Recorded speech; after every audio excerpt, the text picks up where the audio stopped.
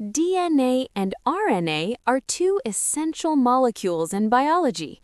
Both carry genetic information, but they have different structures and functions. Let's understand the key differences between DNA and RNA. DNA stands for deoxyribonucleic acid. It stores the genetic instructions that control the growth, development, and functioning of living organisms. RNA stands for ribonucleic acid. Its main role is to help convert the genetic information stored in DNA into proteins. One major difference is structure. DNA has a double helix shape that looks like a twisted ladder. RNA usually exists as a single strand. Another difference is the sugar molecule present in each structure.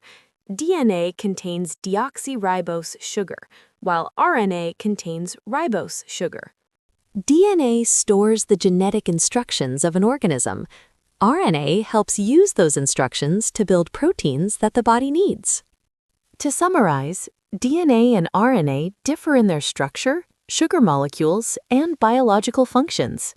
If you want to master biology concepts easily, subscribe to Hidden Wisdom Academy for simple explanations and daily biology learning.